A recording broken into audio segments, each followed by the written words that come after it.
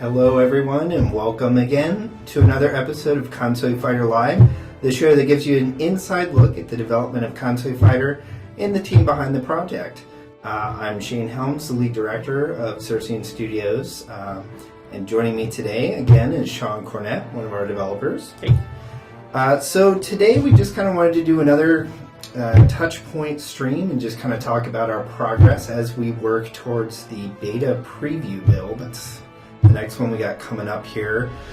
So we got a couple things to show off today, and we did push a new build, so we'll kind of cover a little bit of what's included in that update.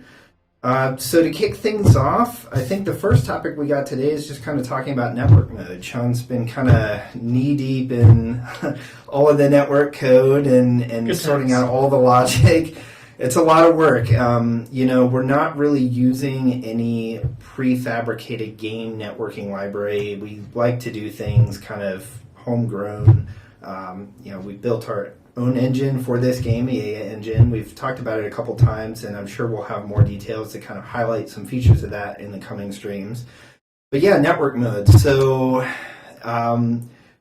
Sean, what are, for those viewers out there that, maybe they're not super familiar with network gameplay, what are some of the things that, we're incorporating into this to make sure that the gameplay experience is solid in network play just as much as it is in single player? Sure. Yeah, there's a lot of things taken into consideration because of the time difference, not only sending data one way and then back, but you also have to worry about some bits where there's lost packets in between, so you have to make up for things like that. So yeah, there's a lot of things we're taking into consideration to make sure it's as stable and robust as possible. So I know when we first started the project, our original plan was to just focus on Bluetooth multiplayer. Yeah. Because at the time, for those who aren't aware, actually, we've been working on this project since late summer of 2010. Yeah. We kind of have been building this experience as Android has kind of grown over the years.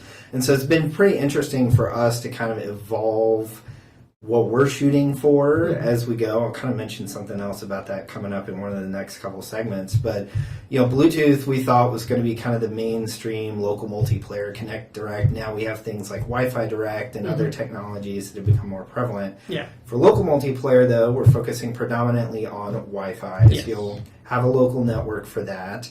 And, we're looking into support for full online play. So to do that, we've had to make some adjustments, right?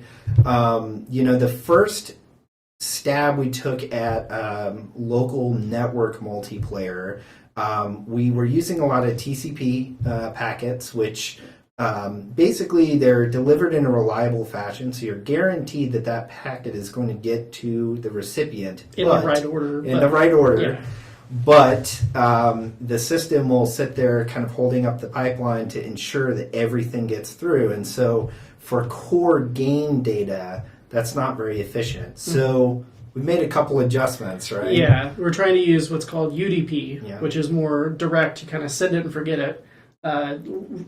It sounds scary because, if you lose something, you could lose data. But we're trying to do various back and forth communications to make sure everything's in sync, including not only input, but game state. So now, we kind of mentioned in the last stream about how we did game state encapsulation. So now we kind of have an approach where the core game state is synchronized, more reliably from the server system out to the client system and clients. We've talked about support for spectator. And even, we've kicked around in the past some ideas for having a remote view screen. So say you have a tablet with HDMI and you want to hook it up to your TV or a Chromecast, you can have a system that's spectating the match while remote users play on their local system. It's something we may look at adding at some point down the road. Because Android itself kind of supports that mode through things like Android TV and other stuff, but we had to look into ways to fully support that at some point. So we're not sure yet if that's going to be in the initial gold release build day one, but it's definitely a feature we're looking into supporting at some point for the game. So we've also implemented some other things to kind of handle synchronization, right? We've got gameplay winding. Do you want to explain a little bit about that? Sure. So the general idea is there is a time delay, like I said, between sending packets and receiving them on the other end, and even especially two ways. So we have a little bit of a buffer, about 100 milliseconds, to make sure it's on both sides, even in single player, just to make sure it's consistent. But that kind of gives us a window of time to make up, where you hit a button, 100 milliseconds, even though it seems like a lot, is like hardly perceptible sometimes. I think we're down to like 80 or or 83 right. Yeah, we now. did lower it a bit. Which, based on some of the research we've done, is pretty consistent with some of the other major fighting games out there now. They all kind of do that. Right. But yeah, so if you happen to have a packet that goes beyond that, which is very standard in multiplayer, especially online, what happens is there's another window behind that where, like, the game's already rendered here, but just in case, if something comes in late, it can rewind to that state and then play back the state. And that happens very quickly. Yep. We can do hundreds of frames. Yeah, so we kind of mentioned that encapsulation method is the same thing that helps power our AI, which is doing all those simulations very rapidly. That same method of ticking through our core game frames is used for our winding technology. And we have the ability to process many frame iterations per physical render frame at 60 FPS, which is awesome. Yeah. It's taken quite a bit of optimization to get to that point. I remember back when early days of the project using canvas rendering, and then we had the giant move to OpenGL. Yeah. And then we've kind of refined the OpenGL rendering pipeline we have for performance now. So, it's come a long way. That was some of what was included in the Alpha Prime build we pushed last week. All the builds kind of going forward have our most optimized render. I think it's kind of release grade ready at this point. We pretty haven't much really had to expand much with the rendering capability. There's always, in theory, other stuff we could do, but that would almost take a whole rewrite of the system again, and I don't think we need to do that. At this point, we're pretty well met with our needs for this title, but we are planning on looking into other technologies for the next version of the engine. Yes. The EA V2. We've been spitballing a lot of concepts for that, but one of the things we've been kicking around is some of the different rendering I wouldn't call them technologies, but standards that have come out. Vulkan would be great. Would be awesome. Yeah. It's harder, but you can have a lot lower level detail to be able to do some really neat things. And of course, like just general shift to OGL 2/1. We're still using OpenGL 1 because we can achieve most of what we need. And it's a really simple setup to get that up and running. We're not doing anything too crazy. Yeah. Like, the most complicated stuff that I wanted to do was kind of related to how we do multi-threaded loading, but even our current loader is like a fraction of a second, so it's fine. Yeah, we actually at some points had to introduce artificial delay because the app is so fast in places now. I think even the latest build I was testing that we pushed today, if you go into training mode, it like pops up and fades out. It's really quick. But that's awesome, so that might be a really good kind of segue, I guess. We're kind of on the topic of like what we've been trying to accomplish with the builds and some of the different like standards. I thought it would be great as our next topic to talk about what I'm calling our commitment to compression. I think we haven't really talked about this very publicly, and this has been something that we've held ourselves to from day one when building the game. So back in the day, back in 2010, if you wanted to develop an Android app, the only option you had was to create an APK, which is the application for those who aren't too technical with Android, that fit within a 50 megabyte window, right? Which is very small for a game. Very small for a game with a lot of visual assets and audio. Back then, all the games were very simple. Very simple. And what you would see is for the games that needed more space, at that time, they had to implement their own solution. So a lot of games would have their own built-in mechanism where once you installed it, the first run, you would have to use their downloader. Yeah. And maybe that wasn't a very consistent experience. Well, you needed to sit there for 5 minutes on Wi-Fi just to download the game. Just to download. Yeah. You already downloaded the game. Yeah. Right? You have to download the game again. Eventually, Google did implement support for an expansion library. This is basically a formal way to say, okay, your application can fit in that box, but you can put all your assets and music in this bigger box, and we have a clean way of installing that through the store without you having to use your own implementation. And I think that's up to like 3.5 gigabytes. Yeah, it's a very large size. And I think somewhat recently, I don't remember the exact time, but a year or two ago. Yeah, they expanded the base APK size up to 100 meg. Yeah. Now, from the beginning, our goal was to keep the entire application in the base game footprint. And there's several reasons for that. I mean, for one thing, we want it to be a simple, you hit download and you get the title in one pass. You're not having to work with some loader, which may not be reliable or isn't supported first party. Helps on slower connections.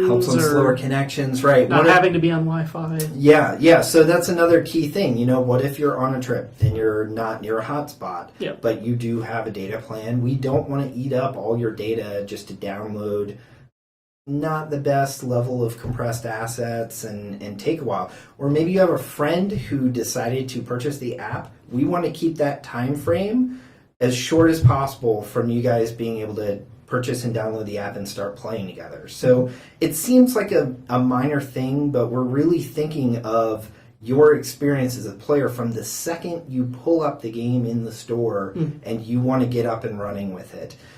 So to do that, we've employed a lot of things that I think a lot of games don't really do, and that's kind of why I think it's worth highlighting that we've spent a lot of time and effort on this aspect of the game because it's so important to us. So, and admittedly, we're not as big as certain other games. We don't have huge 3D worlds or anything, which take a lot of space Absolutely. Actually. But yes, even in future titles, I think we'll keep that commitment to making things compact and fast as possible, for sure. So yeah, I mean, you know, I think for the ratio of content from like a player perspective to file size, I think it's kind of surprising how small we managed to get the game. So for you guys who are currently on our early access program, you should be getting an update right now as we speak.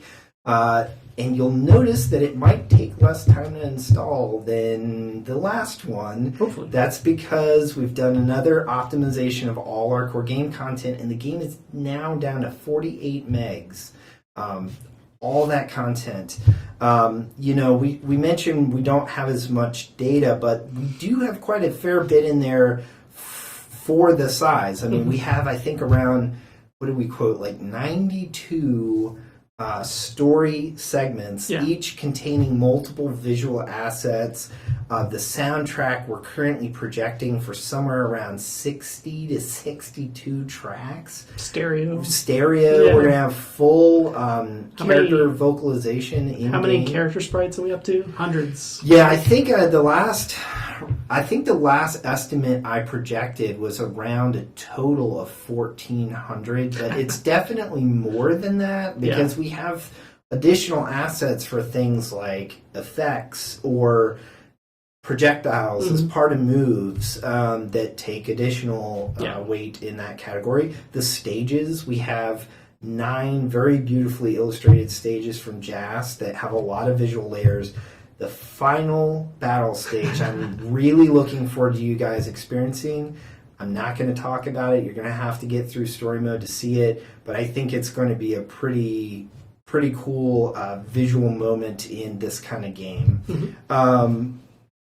So how are we achieving that? We kind of mentioned. So we're using a lot of content compression and optimization techniques. So what we've heard from Google and what we've seen from a lot of people in the industry is a lot of people just don't take the time to really optimize their content. A lot of times they're using standard compression, and Android kind of only supports specific ones depending on your phone. And the main thing we found with the compression methods is they're great for keeping down GPU memory, but the file size is actually potentially larger. It's consistent, but it's larger. Yeah, so we're doing things like for graphics that require transparency, we're using pings, and we're applying both ping compression and optimization to them. For non-transparent graphics, we split those out separately, and we're using JPEGs. Now, we recently made a change for that, which is included in this build, and that is the new compression technique that Google developed for high-quality JPEGs. I'm going to pronounce it horribly. The Guetzli utility. So that is now integrated into our pipeline if you're pulling a JPEG for export that is within their quality range where we get the benefit to it. We're using that, which I believe all the JPEGs in this version are exported with that at a pretty decent quality setting for in-game. And to quote their own tool, like that supposedly can shrink on average about 20% off for the same quality setting as a standard JPEG. So, which is pretty good for a JPEG. Yeah. We're also using Ogvorbis for the audio. Right now, that's been a pretty good utility for that.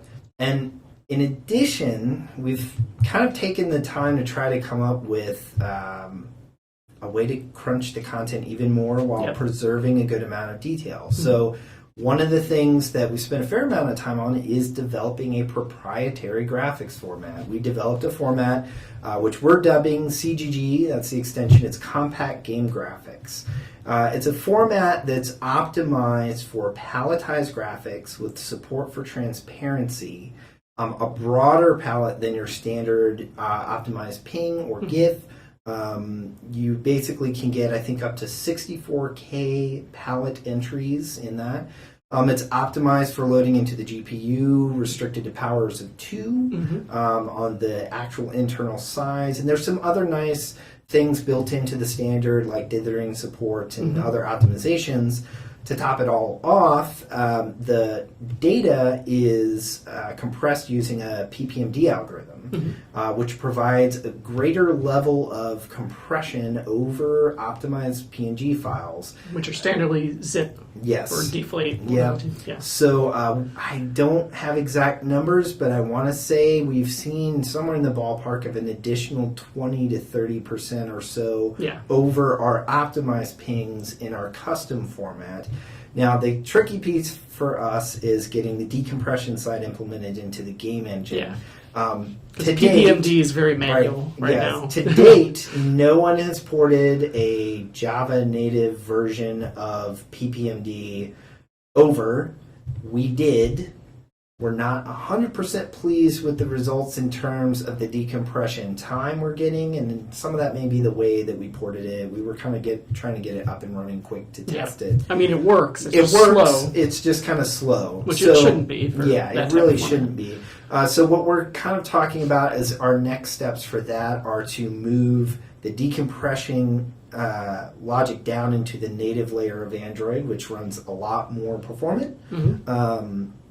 And we'll be looking at trying to continue to shift more of our visual assets over to that, which should lead to maintaining a good base size for the application, maybe giving a little notch up to the visual quality of the visual assets that are included. We just thought it would be kind of interesting to let you guys know about that. It's kind of a really strong part of a lot of what we're doing on the engine side to really make sure that the game is as optimized as possible for a compact file size.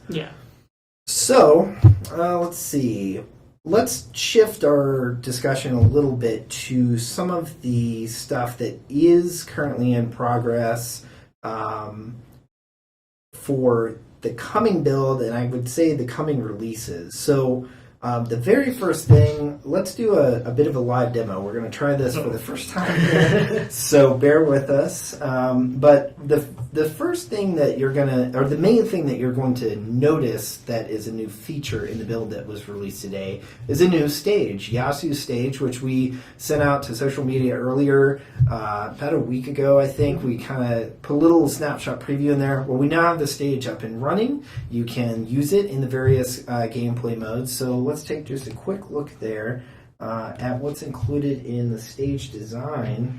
So I'm just going to pull up a simple training mode session for now, just so that the AI is not constantly attacking, and we can get a bit of a preview of, let's go with Kenta. get a bit of a preview of what the stage looks like. So it is available here. This is Yakuchi Village. This is Yasu's hometown, and her story actually begins here for her segment of story mode. But yeah, it's a pretty cool setting. I really like what Jas did with this one. There's a lot of vibrant wind in the scene. If you look closely, there's a really cool effect in the grass in the front layer, but especially in the fields out in the outer layers that kind of have like a wind, that kind of like reflection you see, in really grassy or agricultural areas. So yeah, we thought we kind of wanted a scene that had a little more dynamic movement from wind and things like that. Nice natural scene. Yeah. And I think out of all of our stages, this one has like the most kind of rough watercolor look to it, I'd say. And I kind of like that. It makes me feel a little more like it's based in a natural setting, which really complements Yasu's personality as a character in the game a lot. So, so this stage is now available for play in the build that was released now. Again, if you're not already on our early access, be sure to hit up konsuifighter.com/early or /alpha. We've got a bunch of pass-throughs linked through for you guys to sign up. You get $1 off the game, and you get it at release. You're basically pre-purchasing your copy. It supports us, and it helps us to get feedback from you guys about what you'd like to see, what is working, what's not working, and get some good tests. So, that is Yasu's stage. Be sure to check it out in the current build. Other things we've been working on the last week or so for beta preview are some of the characters and character sprites. So I don't know the best way to show these, but I figured I was going to kind of toss these over to this other view here if I can. Oh, look at that fancy technology. Yeah, that's good old Windows Explorer for you. We'll go with extra large icons. Yep. Those really don't look great on that screen, but we'll try to figure out a better arrangement for the future streams. Sure. But so we were kind of talking about frame count. So Shin Reynolds alone, it looks like we've got 232 items, although I think we've got some of his voice samples intermixed in here. You might notice some of these sprites look kind of funky. Like, what's going on with the hands, the head? So Shin Rao, his character, he's really kind of a dynamic character. His body is vaporous, and the only physical hard item on him is this crystal that's embedded in his chest. But as a vaporous entity, he has the ability to transform himself into different figures. So one of his special attacks is actually a maneuver where he transforms into this hand, which will attempt to grab the opponent and squeeze them.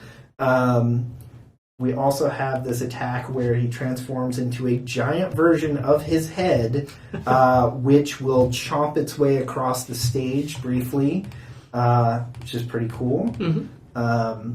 Let's see. We couldn't license the Pac-Man sound effect. No. So we have talked about like some ideas for like fun modes or like things. You know, of course, like back in the day, we talked about like putting ourselves as playable characters. I think after all the work to get characters up and running, we're kind of beyond that right now. Yeah. We did kick around one we might do. Yeah, it might be a little easier. We'll see. A guest fighter joining the fray post-release. We kind of kicked around the idea of using the android robot as a playable character in a post-launch build and maybe minor expansion pack. We thought it'd be kind of funny to put together like a little story blurb for him or something as well. Why is he here? Yeah, what is this thing? I think we need to make sure that we can actually do that with Google. We looked into it at one point, and it's kind of vague. Yeah, they're mostly open, but we'll see. Yeah, so we'll see.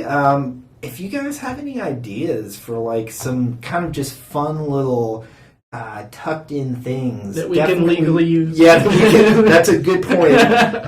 Definitely hit us up through our social media outlets and let us know your ideas. Some other things. So, you know, we did most of the post-production for Shinrao sprites several years ago. Yeah. But we we've taken several passes of testing gameplay, structuring the characters, and kind of reviewing for adjustments. And I think one of the main things that we kind of went through over the last few years is kind of making sure that every character is well-rounded in their move set and in the range of moves they have. So we had a pile of adjustment moves to put together for Shinra that had to be colored, and we worked on those this week. So there's all the voice samples. So one of the ones that we added is his new SS attack, or super special attack. So like many traditional fighters, we have one like ultra attack that if you charge your meter, you can execute on whim, and if it lands, it does a lot of damage. It even has a dedicated little cutaway snippet when you trigger it of the character popping in. They're going to have several key signature quotes that their voice work will provide during that segment, and they launch the attack. That is actually executed, if you've never tried it before, when you have a full gauge at the bottom, tap the charge wheel in the center, and that will execute your SS maneuver. So Shin Reynolds is another transformation where he kind of turns into this shape. I don't know how to better describe it. Layered on top of this, we have these giant jaws. So basically, he kind of curls into this set of giant jaws which clench down on the opponent, and there's an effect that gets layered over this that's a multi-hit bite line, kind of along the jawline. It's really cool looking. We'll definitely have to show you guys it in action once we get this fully assembled in the editor. But I'm really looking forward to Shinrao and a lot of his transformational moves. We also did his strong punch. Shinrao's strong punch is a little different than most characters in that he does kind of this giant slap with his hands. They grow really big. And so, yeah, just like the dynamism of his character. We also redid his walk. And the reason we redid his walk animation was because when we originally designed it, we wanted Shinrao to kind of glide around the stage. He didn't really move his legs a whole lot. After we had designed a lot of the character assets at that point, we added the dash mechanic, both the dash and the dodge. And what we found was that the way the dash and dodge were structured for a lot of the other characters, it made Shinrao's walk look like a dash, which didn't fit very well. So Jas has actually animated this really awesome, pretty articulate animation for walking, where his feet don't move, but his lower area kind of rolls along the direction of movement. And he is a little unique in that he has a slightly different pose for his upper and lower body when going forward or backward, which is a little unique. So, yeah, pretty cool. These, well, man, the transparency on this isn't great, but these are some of the frames that, there you go, that illustrate the transform over to the hand shape. Nice. I really like, and the head is pretty cool too. It kind of splits in two and forms the head. We used a lot of interesting techniques to create these frames where we blended kind of the starting animation with the final attack animation and cross-blended them both directions on top of using hand-drawn smudging and the puppet warp effect within Photoshop. It took a lot of work, but I think in real time this is going to look really smooth and really cool. So I'm eager to get him up and running. The other character that we've been working on that will be added to the beta preview build is Itami. And again, we added a couple new moves for Itami. One of the new moves we added is this one. Jas labeled Fire Extreme. I don't think we've given an official move name to this. But basically, if your opponent is foolish enough to try jumping over you in midair, Itami has a move where his flame staff on his back can erupt a giant burst of blue flames, which will deal a pretty good hit of damage. He too now has a new SS attack, which it looks like the frames aren't in order for some reason in here. But basically, he takes that staff off his back and hits it into the ground, and it kind of forms into this spin blade that he rides across the stage and deals multiple hits. Also, some other just general attacks for Itami's moveset that were pretty cool. If you check out our website, you can see an example of us filming one of Itami's moves, his chain toss, and kind of the steps that took from live action over into hand-drawn animation and assembly for the game. But he also has a ring toss where he can toss his blade at a 45-degree angle, and that will hit the opponent for multiple hits up into the air. He has his chain toss maneuver, which drags in the opponent, and he deals like a really strong kick, knocking them back. He has his side blades, which he can use for a lot of quick, close attacks, and his boomerang toss, where he basically shoots a boomerang out and it kind of follows a particular arc path and gets recovered. So, yeah, he has a pretty wide range of moves as well. One thing we also had to watch too that we had to add frames for was the fact when you jump forward or back, the flames have to move in different directions because we only had one at first. That is a good point. So if you were to see Itami prior to now in a previous build, we have had him unlocked before, but he wasn't as polished. You would notice that when he jumps or moves, it looks kind of unusual. And we knew this because the way we structure the characters right now, they share the same animation in mid-air, independent of which direction they're jumping. Well, for Itami, he's got this set of flames on his back, and so it looks kind of unnatural because they're just going one particular direction. I think they blow back, so it looks good if you're jumping forward. It looks okay if you're jumping straight. It looks really weird if you're jumping back. Like the dodging. Flames are pulling back. They're pulling the other direction. So we, thanks to some of the enhancements we made to the way the characters can be structured in our code base, we now have an easy way to flip-flop those animations on the fly in code specifically for Itami. Yeah. And so we now have assets, I think, in here for the different jump directionals. Yeah. So you'll see... maybe not. I'm not seeing them, although these are not all in order. Well, we'll illustrate that again live in a future stream when we get this up and running. But we basically have a version where the flames are blowing based on the direction, and now we flex that during the jump arc just for him to kind of set that up so it looks more natural. So little touches like that. All right, so what else do we have? The only other thing I think I had was just kind of taking a look at Shin Reynolds' stage, which we are currently working on. So we have all the content for his stage split out and loaded up into the game. We're still in the process of assembling all of it. Let's see what we've got here.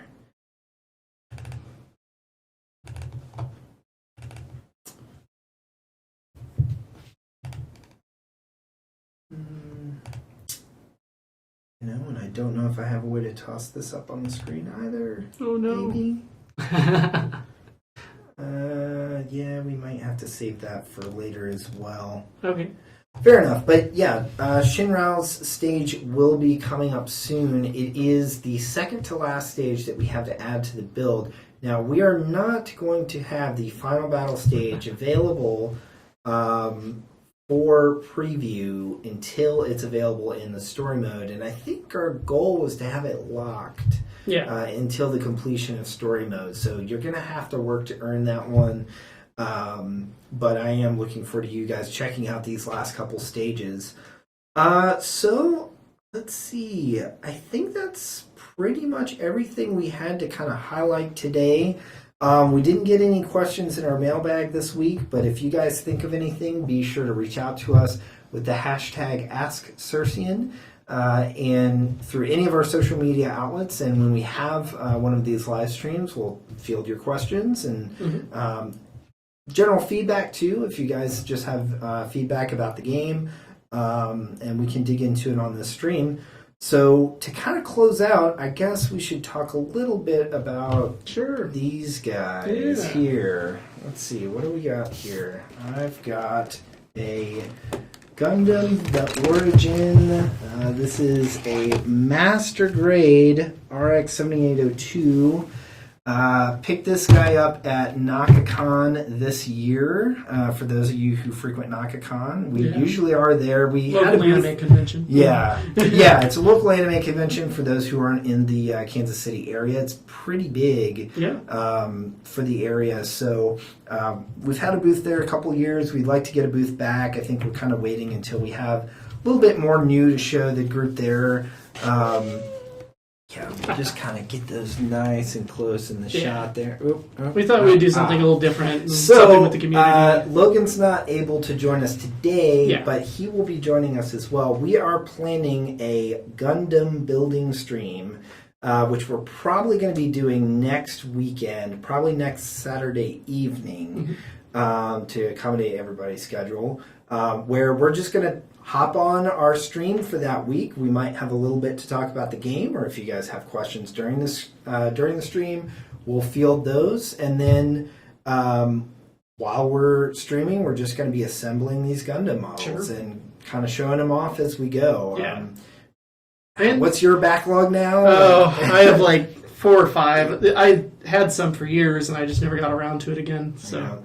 Yeah, I think I've got one full one I've assembled and like half of another one. So, but there's like 4 total. This will be my first master grade build. I think most of the ones I've done in the past were high grades. Man, that just chops my head right off. It sure does. There we go.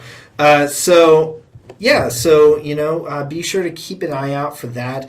Also, just kind of on the streams in general, our intent is to kind of start having these more regularly. So we're kind of doing 2-week development sprints, basically, with our planned items that we're focusing on. And our goal right now is to kind of push a build of what we have that's available and playable and new. At the conclusion of that time, have a stream to kind of talk about how we're progressing, what's included if we have a build going out that week, and answer any questions or field feedback that you guys have. So be sure to, subscribe to our Twitch channel if you are a regular Twitch streamer. Follow us on our social media outlets so you get the latest news of when we're planning on streaming, when our builds are getting ready to go out, and so forth. So. Yeah, our goal is to interact with the community when we can as we build up the community. So. Keeping constant communication and a little bit of fun stuff like that. We like to try to plan some of these kind of off the beaten path ideas for streams. Sure. We've talked about maybe doing some of our tabletop game streaming. For those who don't know, we're kind of really big into tabletop gaming. I mean, we're big into gaming in general, but especially tabletop gaming. Someday we need to get back into D&D. Yeah, someday we need to get back into D&D. We played 5th edition. We really like it. Just, being full-time at basically 2 jobs, and it's hard. Difficult to coordinate, but... At least we don't have kids. It's true. But, so, stay tuned for future stream updates. And I think that's pretty much going to do it this week. So thank you guys again for joining us. If you are watching this after the stream, thanks for taking the time to check it out. The support you guys give us is great. It really helps us continue to fight forward to make this the best game that we possibly can. Please join us for our future streams, and we look to hearing from you again soon. Yep. Thanks, guys. Thanks. See you next time. Awesome.